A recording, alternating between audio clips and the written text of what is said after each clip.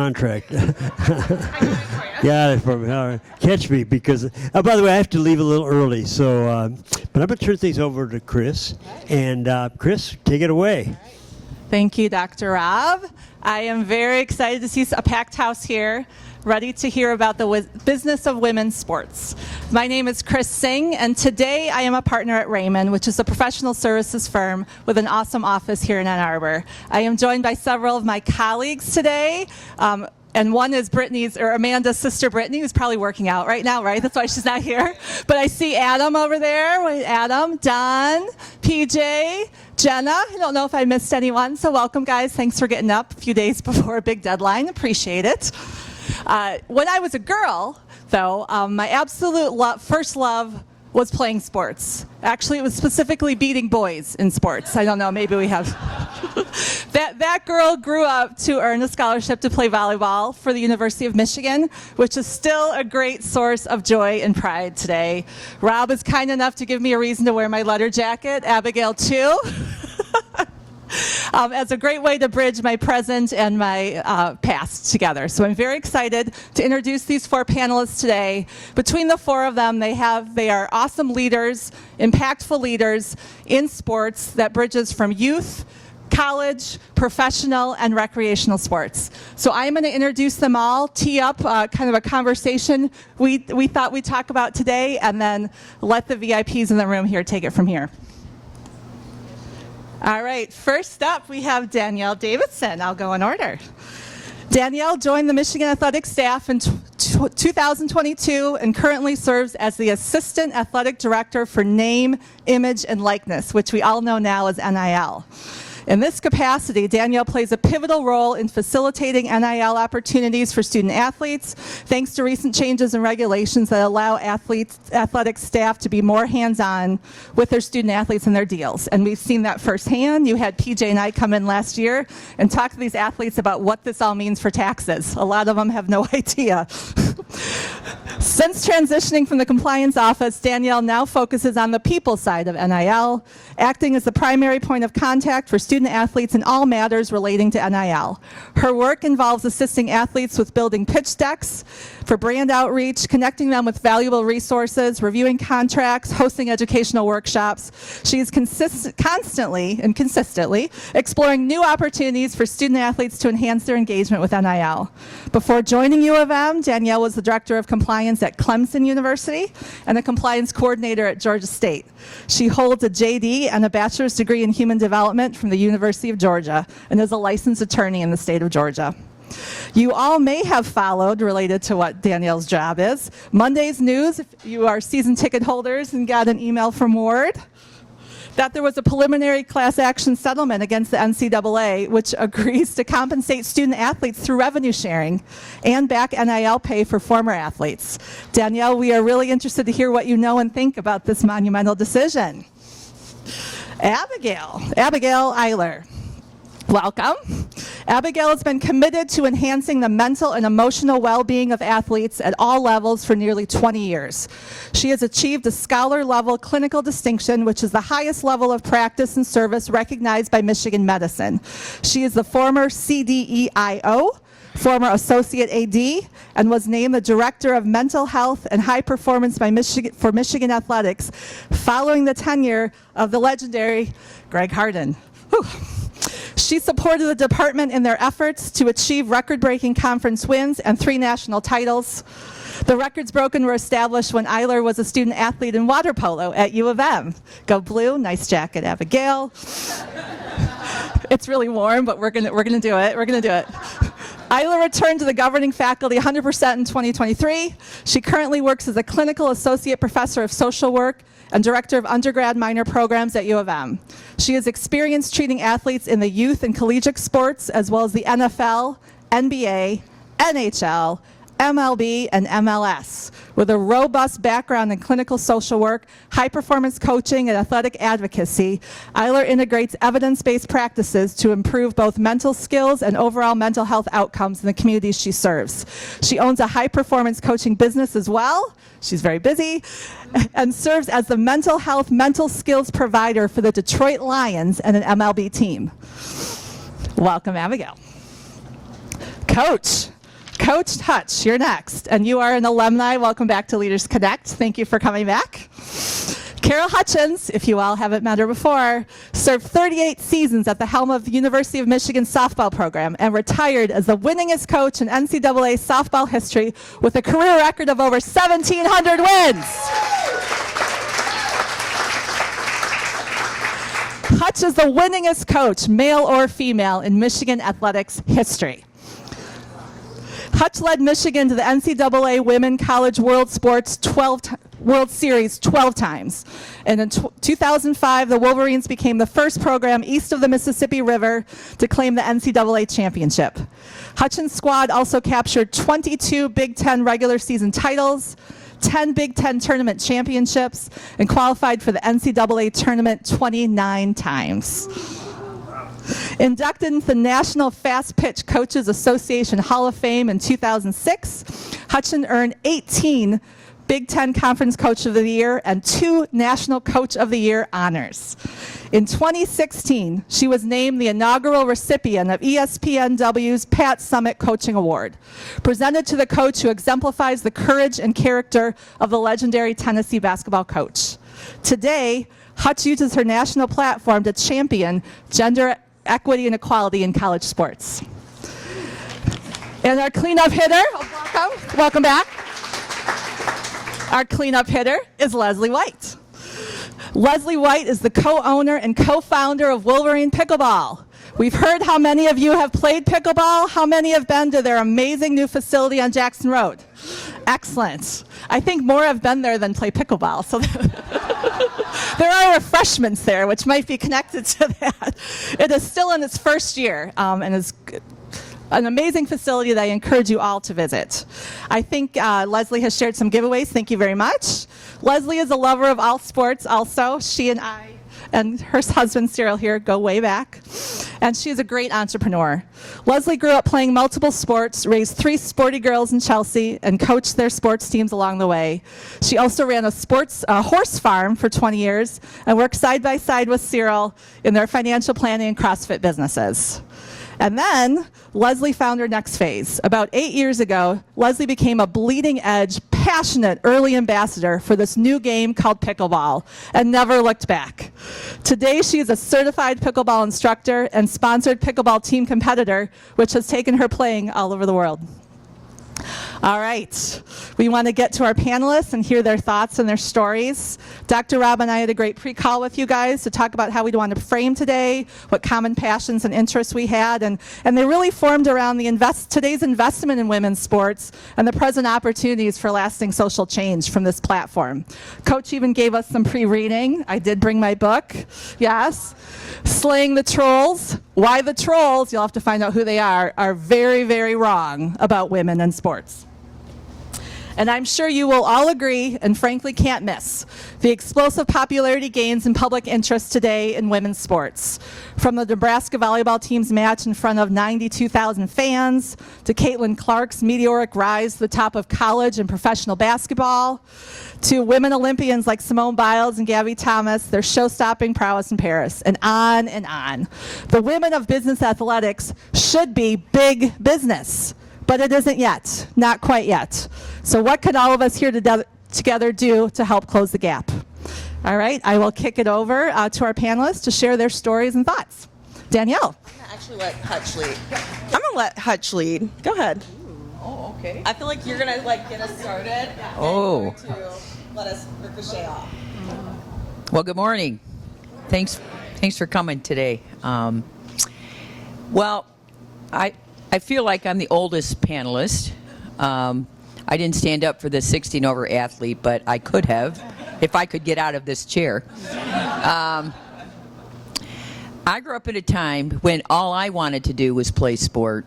And, and I only played against the boys. There was only one other friend in the neighborhood that got chosen to play. And I played every sport there was. It's seasonal. Football was my favorite sport because I grew up in Lansing, Michigan, and I wanted to play football for Duffy Doherty at Michigan State. That's what I grew up knowing. And you can go through, ice hockey on the swamp behind us. We played basketball and we shoveled off the driveway, and we went across the street to play baseball at the grade school field, and it'd be 4 to 6 of us, and you know what? You just figure out how to play a game.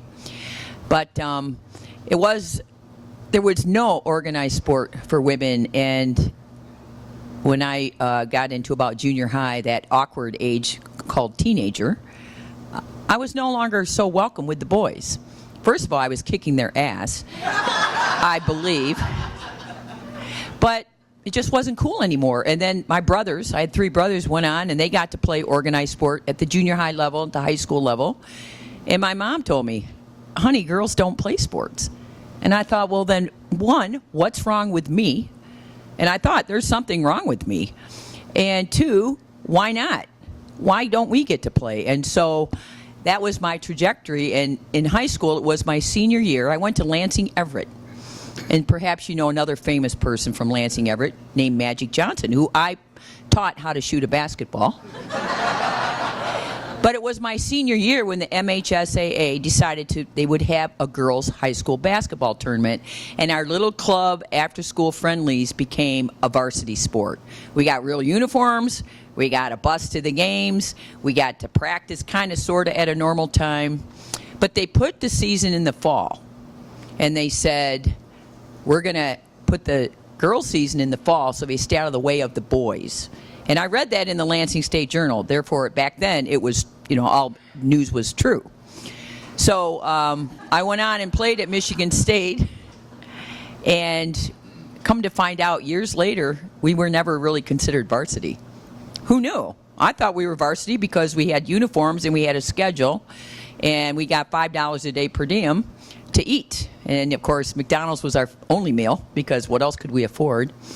But we got to travel around and play. Nobody got scholarships. And along came Irvin. He's a couple years behind me and full ride. And the difference in our trajectory was just night and day. And the opportunities they had. But this is back in the 70s when it was normal. Even I thought, well, women aren't as important. We're not as important.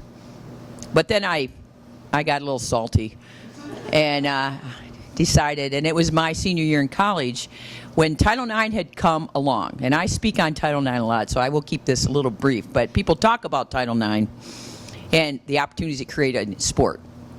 Let me just say that it's an educational amendment that doesn't have one word of sport.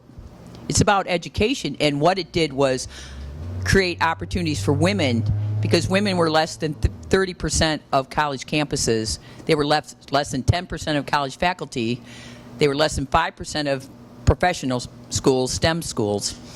And today at Michigan, we are now 54% of the student body. And you can go on and on about the reason there's so many women in this business opportunity lecture. But it also created where the greatest disparities were in the educational part of athletics, because I'm a true old school, I'm just a teacher and an educator, and we grow our kids up in our classroom, which is, of course, at Alumni Field or whatever venue we all have had. So we sued Michigan State University my senior year. I was on the basketball team as well as the softball team, and we won that case. It was with a Jean King, who was a local lawyer who was just starting out in her Title IX pursuits.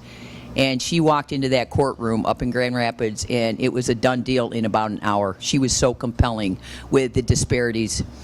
And it was a landmark case, which unfortunately the only way you can really, really create social change is through the courts.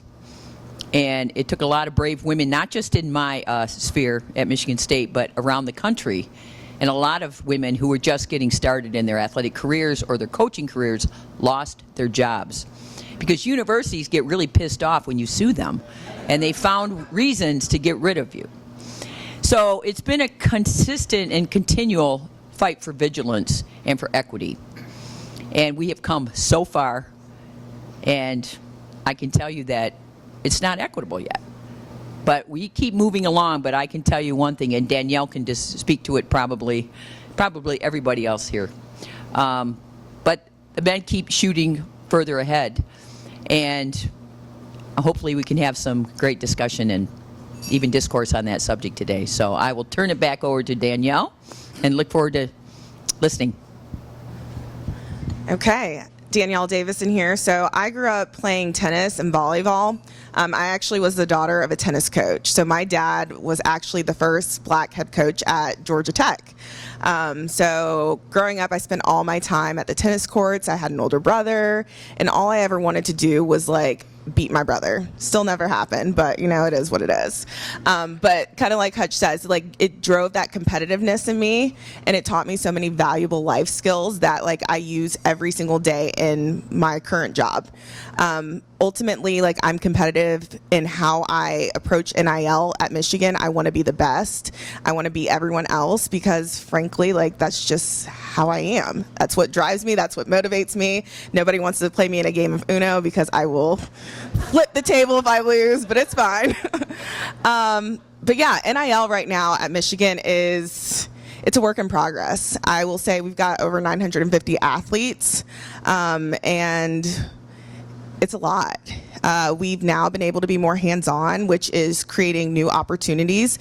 But like I spend most of my time working with our female athletes. I think there's two different sides of NIL. There is the collective side that everyone hears about, and those are like those big deals to football and men's basketball players. But then there's also these brand deals that are out there. And that's where I feel like women are really, really doing well. And that's not just here. That's like across the country. Caitlin Clark never took a single dollar from a collective. All of her income, which, you know, you can read all these different reports. Like some say it's as high as like 3 million. Some say it's like 1.3 million. So you never know what the truth is. It's somewhere probably in between. But that's where she's been able to get her money. And Caitlin's kind of an anomaly. She's one of those women that have gone out there and she's had success on the court, and then that's translated into her opportunities. But there are some women that have had success on social media, and then that's created more viewership for the sports. I think one thing that concerns me about NIL and where we're going is with this revenue sharing thing is that women will be left behind if people don't continue to invest in it. I think this past summer, watching the Olympics and how far women have made it in strides was huge. Like this past year, the women's basketball tournament, there were more viewers than men. Women's sports are fun to watch. They're exciting. They can get your blood pumping. You just have to tune in. So I'm going to kick it over to Abigail, and then we'll probably talk more about NIL later. Good morning, y'all. I'm actually going to introduce myself in my native language, and then I'll translate it and explain why I do that. So, Nigo ni gamakwe andishnaka shani taskura undao makwa undorum haman Indian and donjiba Canton, Michigan undao. So the language that I just spoken was Anishinaabe Moen. Does anybody know what that language is? Sweet. How do you know what it is? I'm Native American as well, so it's Ojibwe, like local language of natives. Wonderful. So yeah, it's the language on the land in which we currently reside. My name Anishinaabe Nigon Gamakwe Indishinakaz means she who leads woman. And so when I was given that name, one of my responsibilities that I thought was that I always needed to be at the front of the class. I always needed to be the one that was in charge. I always needed to be the one that was like championing the way. And while that's part of it, so much of what I do and who I am is about listening and leading through listening. So Hutch talked about the importance of, like, you got to change policy in order to enact social change, and that is true. Right, if we're talking about addressing root cause issues, we've got to change policies in order for that to happen. Danielle is doing a remarkable job at Michigan with a lot of education and outreach. That's the meso, right? A lot of the work that I'm currently doing is on that micro, right? It is that interpersonal practice, that one-on-one coaching our athletes up, helping them ensure that their overall wellness needs are met, both physically, but more so mentally. As someone who's been doing this for 20 years, I have seen a significant increase in mental health related symptoms in our athletes, and the need and desire to gain these mindset skills to be able to continue to lead in sport and off the fields of play. And so when we look at how leadership has shifted along the way, so much of it has had to do with the skills that we acquire in sports. So when I think about, Hutch said our classroom over at Alumni Field, which has been renamed, to your name, I believe. But I don't have that Context for it. Ojibwe name yet. We'll work on that. So the thing that I think is really important for us to consider is change has to happen in the business of women in sports on all levels. And not only does it need to happen on all levels, it needs to happen collaboratively. So if I'm seeing something on the ground, I need to ensure that I'm communicating it to Danielle so that she can provide more education, so that Hutch can then go and speak on the House floor, Congress. You're doing that? Yeah. Done it. Because that's how we bring change. And the one thing that I will say when I look at the work that I've been doing over the last 20 years is it's my identity as an athlete has brought me into many spaces and places. And our female athletes deserve those opportunities. And so part of my role and responsibility as a female former athlete is to make sure that I'm helping create those opportunities. So I do a lot of training of our students, our student athletes, so that they have similar experiences and that they can excel even further, right? We always want to train people up to do the work. And so we'll continue chatting, but I'll pass this over for sake of time.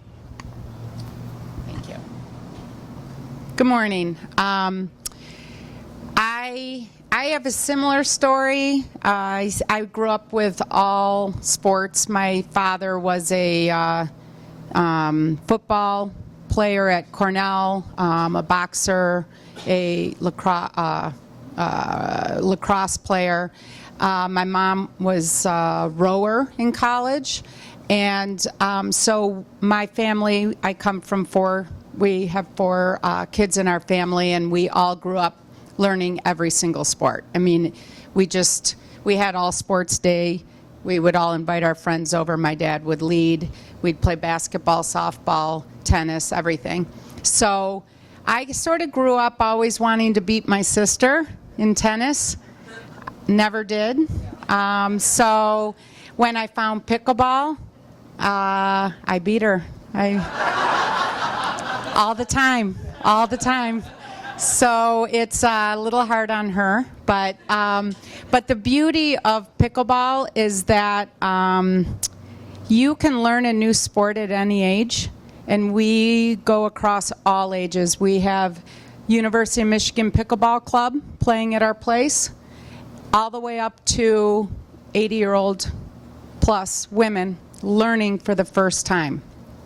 And it's really a beautiful thing. Across the country, there's more men in pickleball. At Wolverine Pickleball, we have more women playing than men. So we love that. We have a lot of private groups that are all women. The women love playing with the women.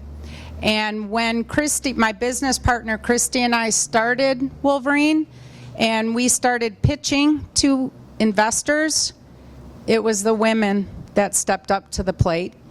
We have 75% of our investors are women. And so, yeah. So the neat thing is that these women can start a new sport, and there's a big learning curve for them, and they can keep getting better and better versus playing the sport that you peaked at 20, and as you age, you're declining a little bit in your sport. There's a new sport that you can have a big growth rate. And so that's kind of a neat thing too. A lot of our players with the Title IX, they never got to play sports when they were younger, and it gives them an opportunity to play sports and to compete.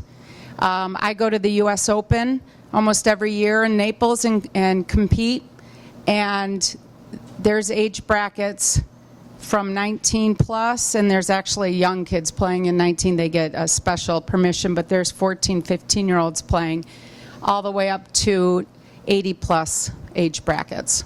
So it's really nice to see. The women at Wolverine and just our whole community, it's a chance to stay active and healthy, mentally, physically, and then also one of the big things is you have a new community. and the community is very strong.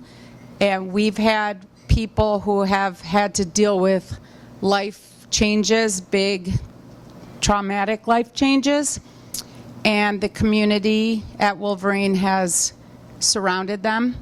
For example, we had Ken, one of our employees and very popular at the club, got diagnosed with some rare form of lung cancer. And when our community discovered this, they dropped cards off every single day. They sent him gifts.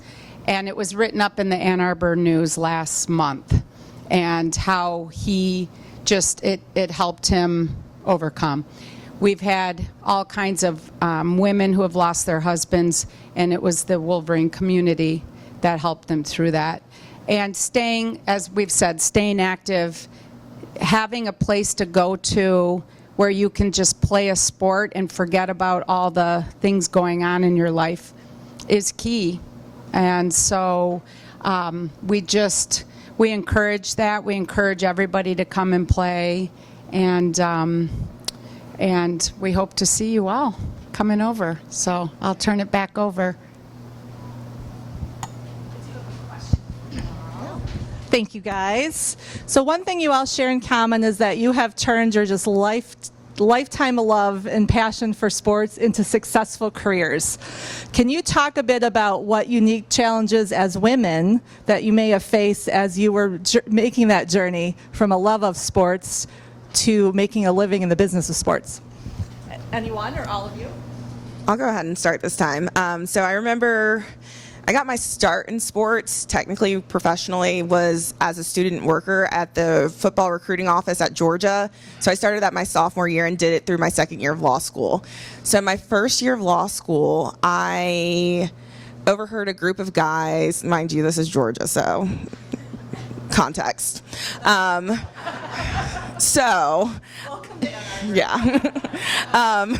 I overheard a group of guys talking about football and like the upcoming game that week, and I like corrected them on something, and they were like, girls don't understand sports, and I was like, okay. So I just took that there, and then I remember seeing that same group of guys like in the stands that weekend, and I was on the sideline, and I was like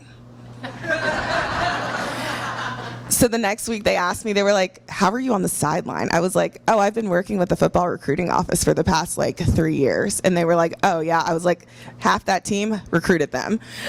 So I've known them since they were high school. And it was just one of those moments where it was like, yeah, I could show up the boys. I didn't have to necessarily say anything in that moment, but just to hear those comments in, 2014, was ridiculous. That girls don't understand sports, they don't understand football.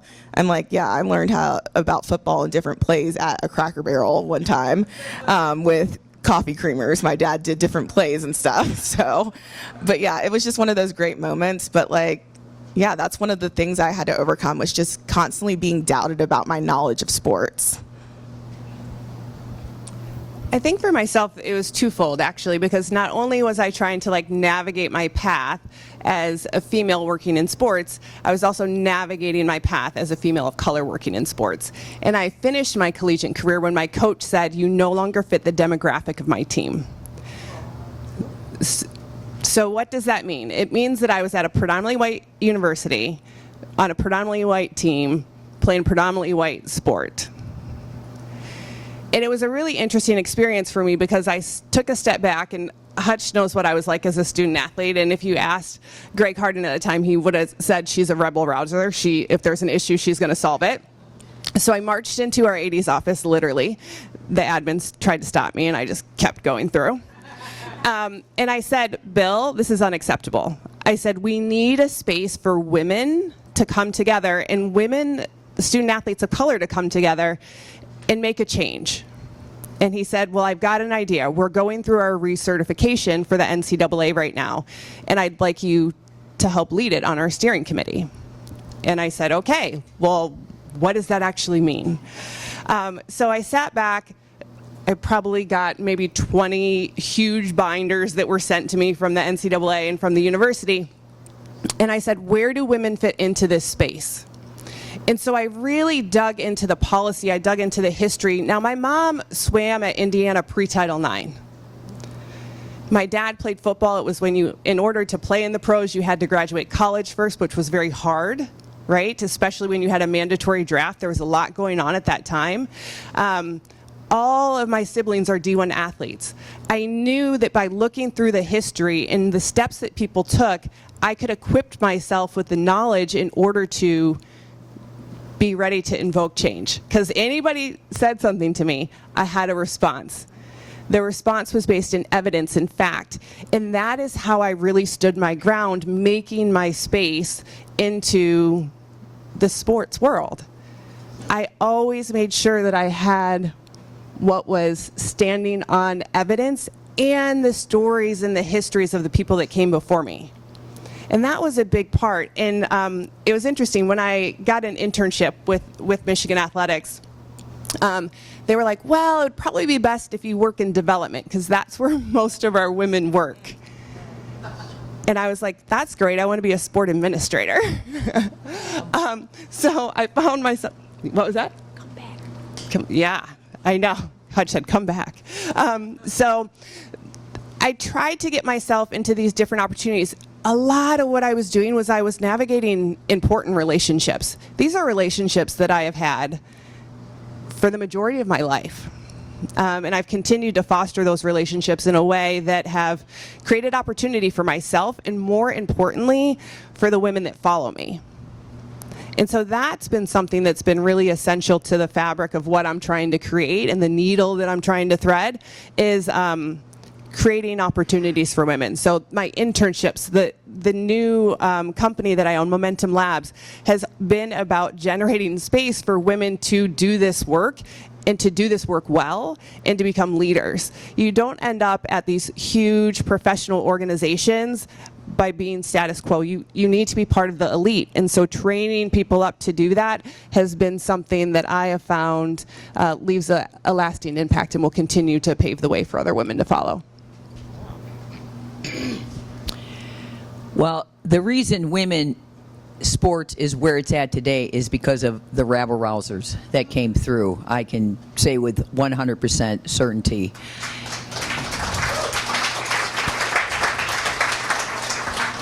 Almost got me arrested before. Well, you can get arrested for that. Because I don't know, the quote's something about how women make history, and sitting and being quiet isn't one of them. But when I think about my journey, and I started back when people didn't give a damn about women's athletics, and my first experience, which turned me from a happy-go-lucky, I'm so happy to get to play a kid, to a different type of kid. And I was playing basketball at Michigan State, and it was a rare opportunity to get to go in Jennison Fieldhouse, which is, of course, was their men's facility. We always practiced in the third floor gym, which was where the gymnasts practiced. There was white chalk everywhere, and it would stick to your sweat, and you'd slide on the floor. Or sometimes we'd be in a different gym with a warped floor and a bucket in the middle of for the drips.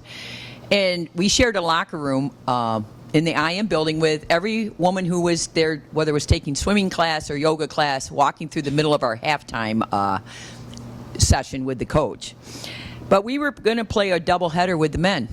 They were going to play their opponent, and then we were going to get to play. It was a big deal in 1976. And we walked in the gym Saturday morning to get to play. We're just warming up. And here comes the opponent for the men's team. Their whole team's walking in, and I, as a college freshman, was like, we're not on the building schedule. And sure enough, our coach came up to us and said, girls, we're going to have to go upstairs, the dreaded chalk gym. And we kind of, you know what, we got a little, we were a little uppity. We balked. Because we thought what we're doing is important. It was important to me. It's important to us. Important to our game.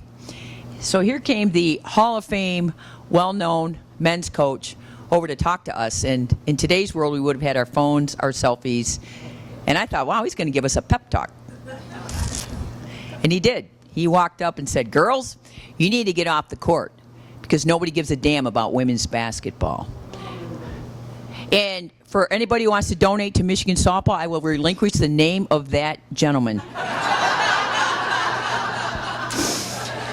But I can go through my whole career, and I can tell you that it was when I played women's semi-pro softball back in Lansing when I was in high school. I played with women. We didn't have youth teams. We just played ball. And I was a 16-year-old playing with 20, 30, and 40-year-old women. We would fill Randy Park in Lansing. Everybody in town knew who the Lansing Laurels were. And it's the first time I'm like, wow, people think we're something. And then in my career to become a coach, and I got to Michigan. I was so excited to be at Michigan because it was, and I went to Michigan State, and I could care less about rivalries. I had a chance to be a coach. And the first thing I was told was there are 3 sports at Michigan. There's football, there's winter conditioning, and there's spring football. And everything else falls behind that. And I spent my first 10 plus years, probably 15, just trying to be relevant in my own athletic department. Try to put a quality practice on the field so my student athletes could come down there and feel important, because what they do is as important to them as what your sons do every day. And I would fight with the grounds crew who wouldn't fix my field up. We didn't have water at our field for years. I'd go out there and run the big water shooter that they use on cornfields from the baseball field to the softball field. I did it myself, and I almost blew up Oosterbaan Fieldhouse. But we fought every day just to get our head above water. And it was a time when I didn't sit around, and I wasn't bitter.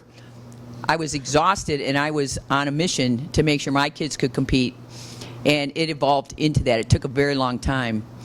And, you know, it's kind of like when you build it, they will come.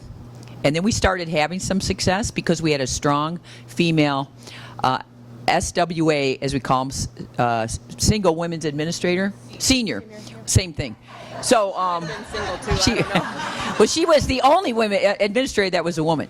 But she was given enough power because it became clear we were a Title IX lawsuit waiting to happen.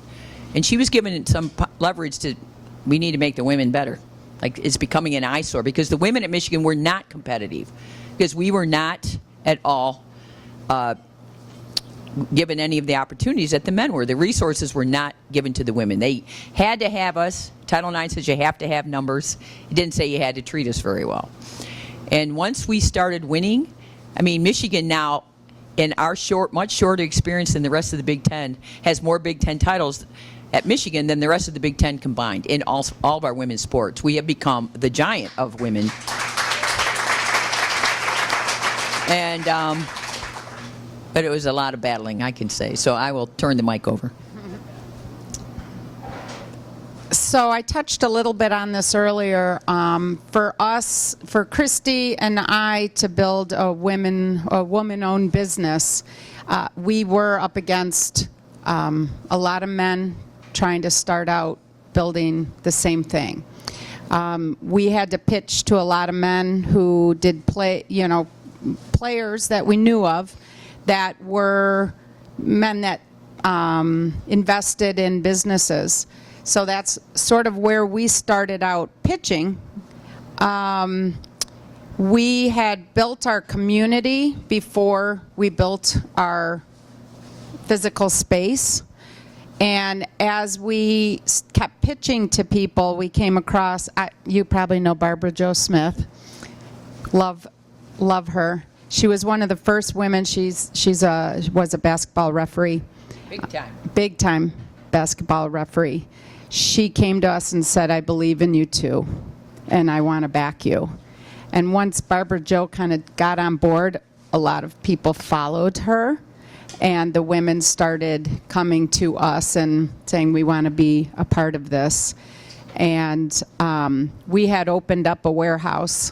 We had found a warehouse that we could rent, and we opened up the warehouse, and we started thriving. We have been cash flow positive always, from day one.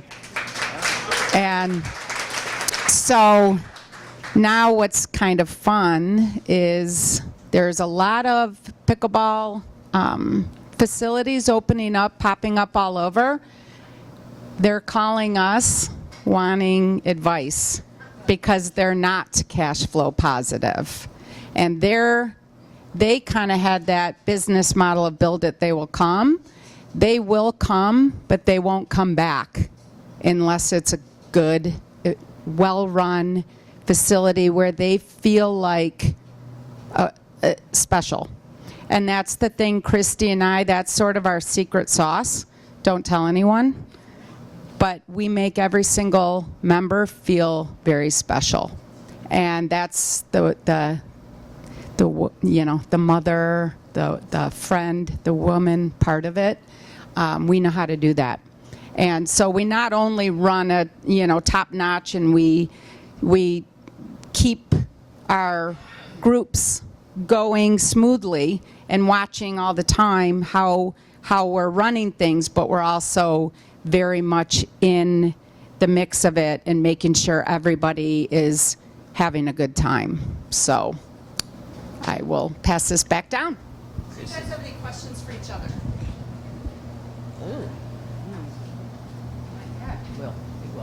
Yeah, we will. We'll get there. All right. I have a few more, but how about you guys? Do you have any questions for our panelists? Lindsay. Do we have 2 mics? People stand up and introduce themselves. Yeah. Tell us again who you are. Hi, I'm Lindsay Kilbride, native Michigander. Went to Michigan, was definitely not a D1 athlete, but I have 3 young daughters who are very sporty and love every sport and are coming off of soccer and field hockey and going into flag football with mostly boys and basketball this winter. And while I have not yet pickled, they took lessons this summer. My question for you guys, and this is, I think it's a little adjacent to the conversation, but as a mom of 3 young girls, I loved that you guys, Carol and Leslie specifically, said you played every sport you could get your hands on when you were a kid. But now I feel that there's a lot of pressure for young children, not just girls, to specialize early. If you want to be, okay, all right, great, perfect. As a recovering, and I'm nothing against travel sports, but like soccer was the first thing they tried, and they were good. So we got pushed into a club team immediately. But then they couldn't play all the other sports they wanted to play, and so we backed off, like almost again immediately. I'm curious your thoughts on that, and maybe the thumbs down is the answer. Wants to start with that? No. So by the time I graduated high school, I had played 9 sports competitively. And at a pretty high level. I didn't share this, but I was on the junior national team, on the senior national team, and it was an honor to represent my country in different competitions. But I didn't get there by playing one sport. And so it's interesting, I'm navigating this now as a parent, because all my son, who's 7, wants to do is play soccer. And I'm like, play baseball like your dad, or do that, because I want him to experience different things. And I also know the repetition of using the same mechanics will wear down his body faster. My 13-year-old is an amazing soccer goalkeeper. She's 13 years old. We are looking eye to eye. She is 5'9". She is tall, and she is strong, and she is competitive. And she's like, Mom, I don't have time for anything else because I'm at soccer 6 days a week. And I said, well, let's figure out the balance. Like, what works for you? So on the day that she's not at soccer, she's swimming with me. Or on a day that she's not at soccer, we're looking at other sports. We're trying to navigate through. And she finally said, Mom, I'd like to do something in my middle school. And I said, okay, what do you want to do? She said, I want to run track, which I was like, whoa, I thought she became a goalkeeper because she didn't like to run. Which I think is kind of true, but she's so powerful and she's good. And then she was like, well, I might play basketball this year too. So now she's seeing the value of it. I look back on my own experiences, and I was always playing sports. There were some times that I was leaving volleyball practice to go to field hockey practice, to go to swim practice, to then head over and dive with Kimball. Thank goodness swim practice and diving practice were in the same facility, because I could just jump from one sport to the next. And people would say, well, you're missing out, right? You're missing out on the sleepovers, the fun stuff with all your friends. I wouldn't change my experience training for the world. I learned so much that I sure as hell wasn't going to learn at a sleepover.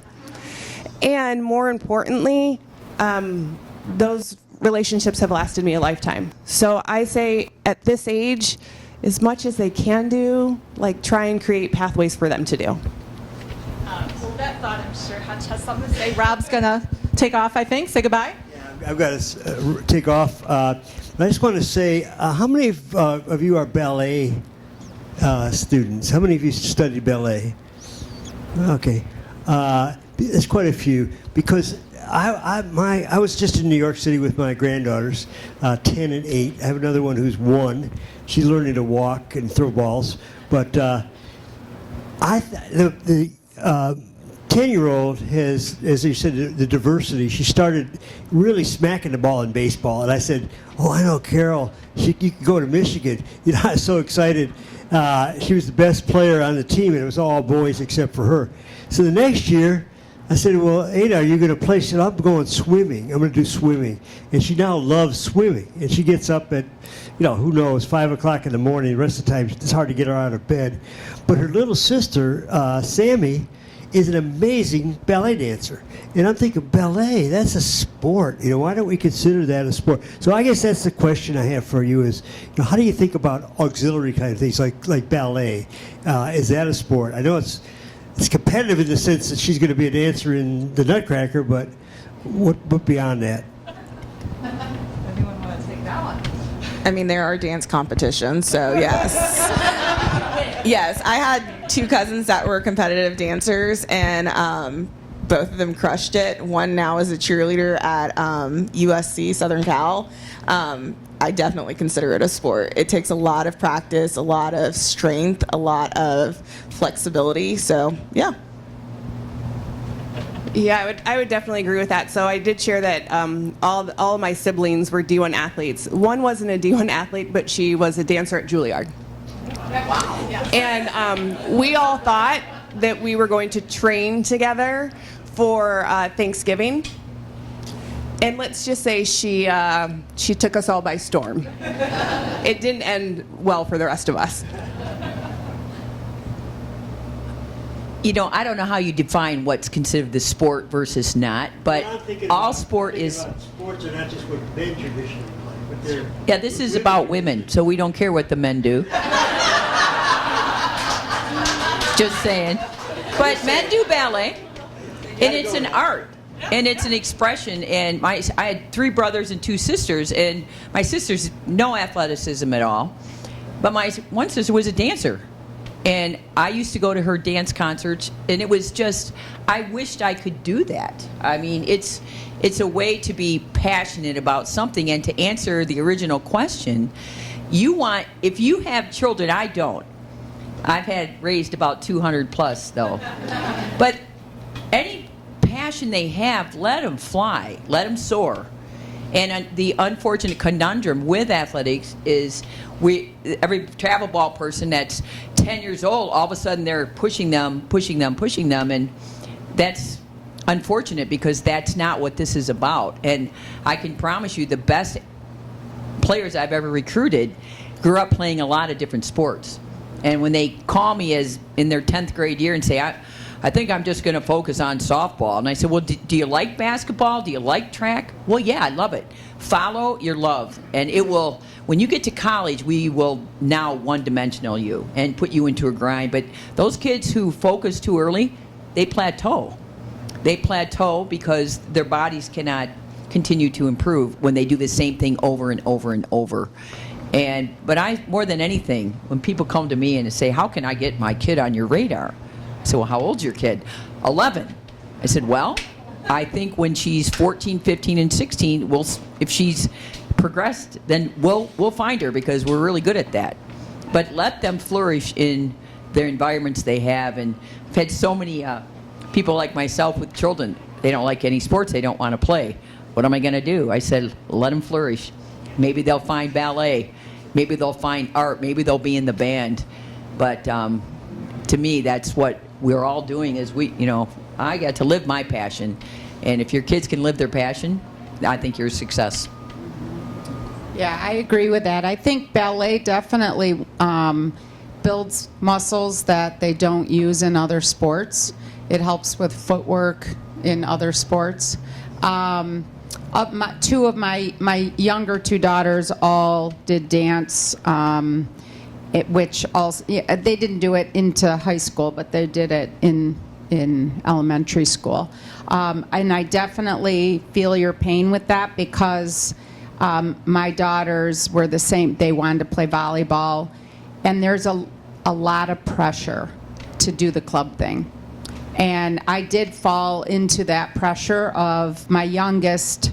They did all sports until about 9th or 10th. Then they started to specialize and we felt that pressure. That Nina's not going to get a scholarship unless she's seen in club, because that's where a lot of the recruiters are casing the kids, and volleyball is at the club level. So it is a lot of pressure. She did get recruited from her club, and it paid for her nursing degree, so thank goodness. But it was kind of sad to see her have to give up. She was an equestrian. She played basketball. It was sad to see her give those up, and I really didn't want to do that. I felt the pressure, and she felt the pressure. And I would like to see things change with that. I would like to see them encourage and push the kids to do more multiple sports. Well, I do think at a certain point they may have to make those choices as they get closer to recruitable age. But I think the problem is it's happening from the get-go. That's exactly my, thank you. Yes. And that does occur. Yeah. And if you find that your child has some abilities that could take them further, you will have to probably specialize. But I think we've got to try to have some sensibility about it. And what's best for your kids is to be exposed to so many things when they're young. That's what we're doing in education. So once again, as a daughter of a coach, I grew up playing tennis since I was 3. And by the time I was 13, 14, I was burnt out because I spent so much time going to different tournaments with my dad, whether I was playing in the tournaments, whether I was watching my older brother, or whether like my dad was just working in like childcare. So I wound up quitting tennis, and I was really good. Like, honestly, I had coaches, like the coach from Georgia Tech was a good family friend, and I always told him when I was like 7, I was like, yeah, I'm going to play for you one day. And he was like, oh, okay, yeah. And when I told him I quit at like 13, 14, he was like, wait, no, you had so much potential. Now I look at my student loans, and I'm like, yeah, I could have had a full scholarship. My dad will tell my older brother, who actually played D1 tennis at Middle Tennessee and then transferred to Georgia Southern, he was like, yeah, your sister had way more potential than you did. So, like, diversify. I did other sports, but I also waited later in life to do it. So, like, don't let your kids get burnt out. Like, let them have fun. Let them explore those passions. But, yeah, coaches didn't make a lot of money, so my parents were like, oh, just go play, grab a ball, grab a court. And my dad's like, oh, yeah, I can see her over there while he's giving a lesson, so. Thank you, guys. Any other questions? Parker, and then Patricia behind you. Question about the kind of touching on some of the things that we've touched on with the business of sports. About this time last year, when NIL really started blowing up on a legislative level. So you had Congress paying attention, you had all these lobbyists forming groups. If you look at any of the big law firms, all of them send out regular bulletins about NIL. I think the House Energy and Commerce Committee had a hearing earlier this year where one of the women's softball players tested it. That's awesome. And it's a dog and pony show. I say this as someone who worked for Congress the first part of my career. So after I did my undergrad here, I ended up in D.C., and that's a whole other story. So my question is, given that you're seeing this kind of patchwork quilt across state legislation and policy and federal, like everyone wants a piece of this. Again, it's big business. And we are so often just talking about men's sports and the male superstars, and we're not looking at things, not just women's sports, but HBCU athletes. Like, there are all these other student athlete populations that are being left behind. So I'd love to hear your thoughts on moving forward regarding the business of sports with athletes from, what we're talking about, younger all the way up to college. What needs to be in place?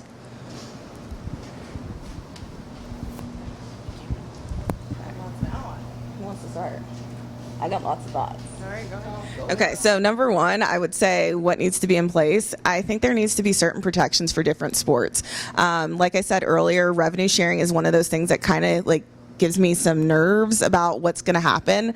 Thankfully, if you read Ward's letter, like we have no plans to cut any of our sports, which is wonderful. But like, what are other schools doing, given that like they're coming up with this $22 million in potentially next year?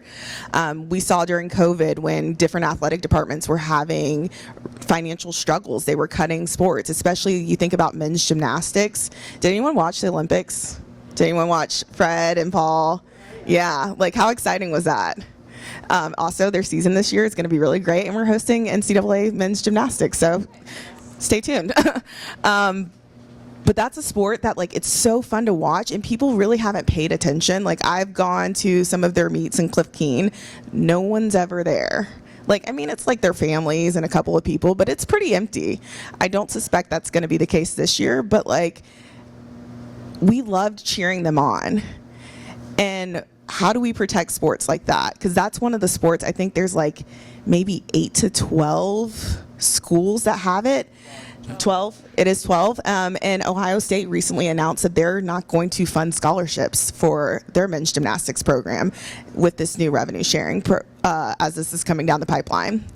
So like, how do we protect those sports? I think we need people to invest in those sports. So whether you're donating to different scholarship funds for these kids to have opportunities to learn and go to school and compete, or you're donating to collectives. Like, I hate to say that like collectives are going to stay around, like as frustrating as they can be to me, because they ask a lot of questions and they take a lot of my time.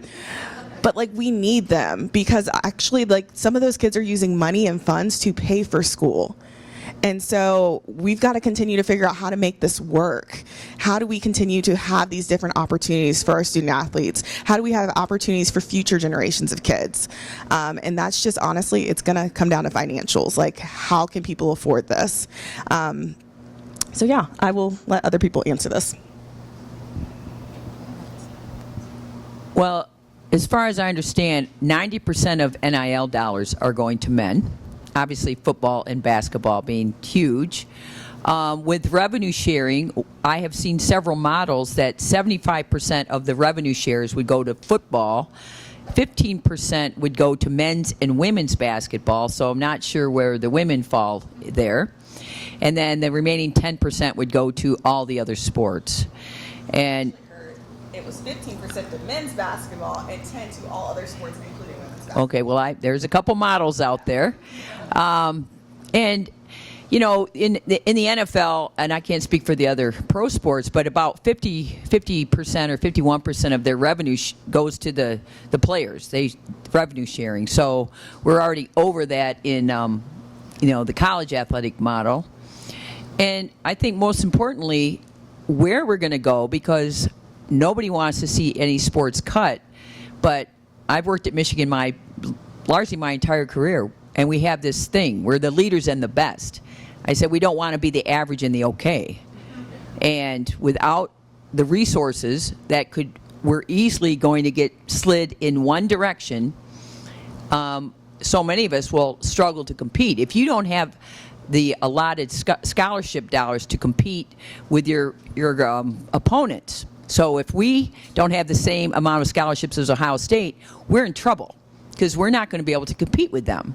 And to be fair, what a lot of the sports like mine are doing are using some of the, whether it's collective or NIL opportunities, to simply enhance kids' ability to pay to go to school at Michigan.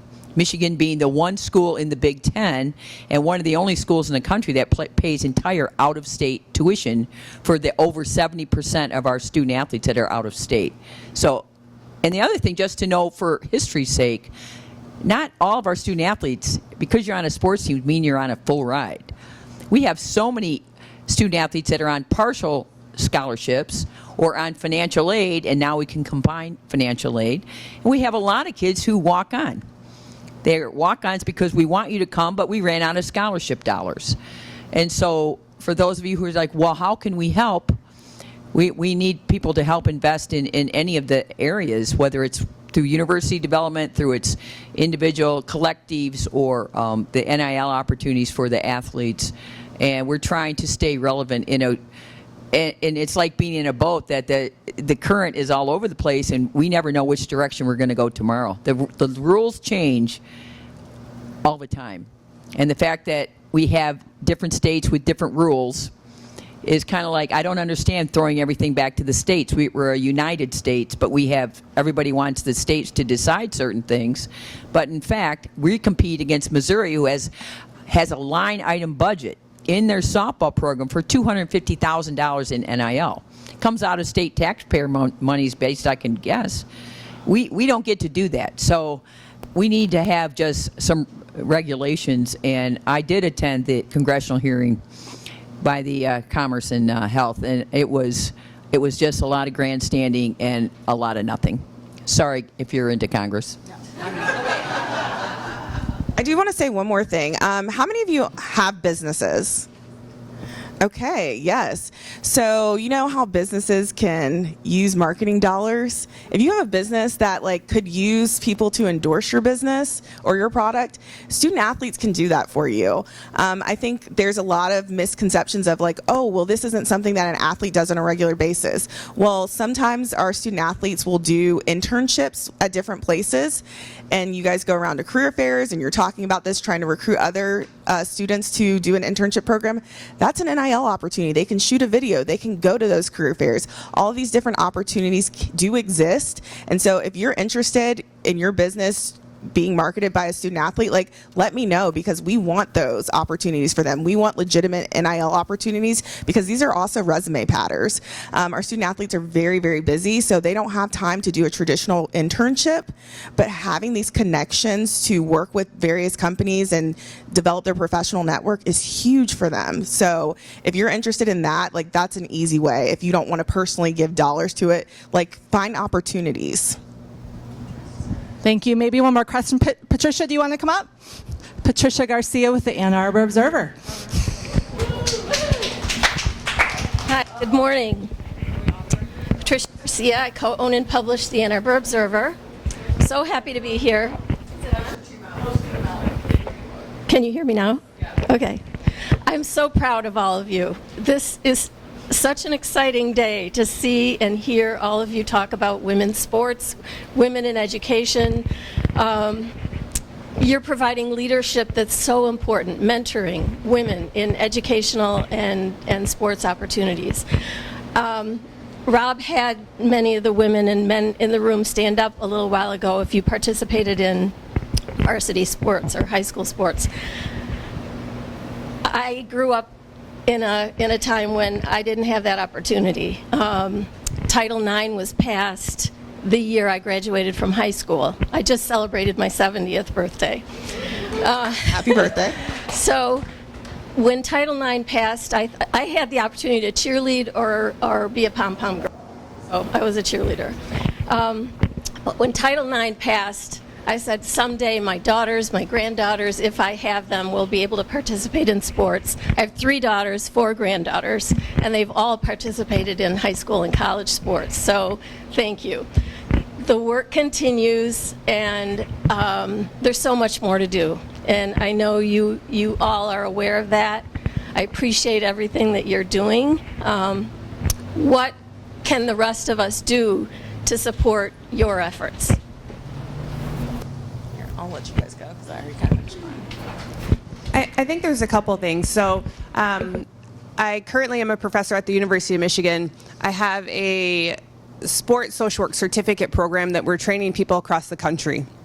And so at this point, we've trained 200 people to go out and to do this work and to really nurture the health and well-being of our student athletes. And one of the things that I have found really helpful is figuring out how to create opportunities for those, like I said, that are going to follow, right? When I came back to Michigan to work in athletics, Greg Harden said to me, you're going to be the youngest AD, you're going to be the first one on leadership team that's a woman of color, you're going to be all, and I was like, yeah, okay, Greg. And it ended up being the case. I'm still to this day the only woman of color who's been on the leadership team and also the youngest person to be on leadership team when I was still within the athletic department. And that created an opportunity for me to then mentor others. And so that's something that we need. Danielle talked about like having student athletes involved in your businesses. We need our student athletes to be mentored by other strong women in the field, giving them skills so that they can advance where they want to be in life. And so that's something that while the job offerings and things of that nature are really important, we need mentors and we need strong mentors. So that's, I think, where you all can help. You got one right next to you right there. Well, I couldn't agree more. And those of you who are involved in businesses, and our student athletes are a cut above. People do not give athletes enough credit for what they do, because they pour their heart and soul on the field.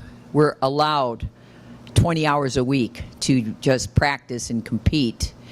And yet they're full-time students, and over half of our student athletes are above a 3.0. They're very driven. They represent themselves very well. And I got a chance to talk to the football team a couple weeks ago, and every association I've had with some of those guys who I speak in classes and have gotten to know a few of them, they're a cut above.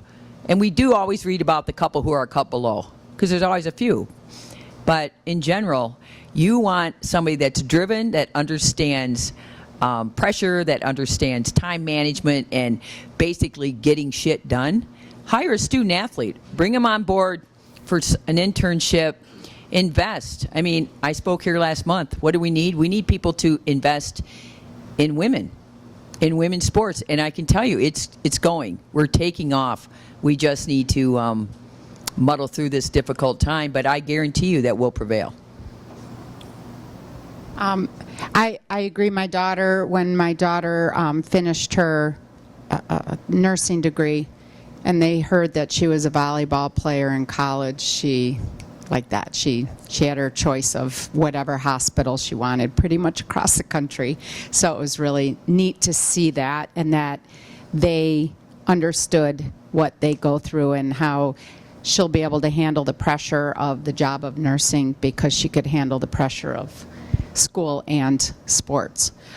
For me personally, of course, coming and playing and to help us is to come to Wolverine and learn how to play. We have other things too. We have bocce ball. We have sand volleyball. Yep, sand volleyball in the summers and fall. We have beach tennis. We have cornhole. And we also have like puzzle competitions. We have euchre night. We have trivia night. So we have something that's for everyone. We're the adult playground. So They have beer. we have beer. We do. We have beer. We have wine. We have house-made cocktails, which are amazing. So we have all kinds of things to do. So we do corporate parties. We do team building. We've had a lot of the University of Michigan teams come out and play and do team bonding. So tell all your friends, have your birthday parties at our place. That's how you could help us. So. Yeah, support. I will say too, at Raymond, if any of you have accountants or finance student athletes in your lives, we would love to talk to them, and we gobble up every student athlete we can get and put them to work at Raymond. The work ethic and the discipline is really unmatched. So I know we have more questions. I'm sorry. Feel free to find our panelists. They're not going to rush us out today, but we're going to wrap up. We're sorry Dr. Rob had to leave. He says thank you very much. Thank you all for coming. Thank you to our amazing panelists. See you in November.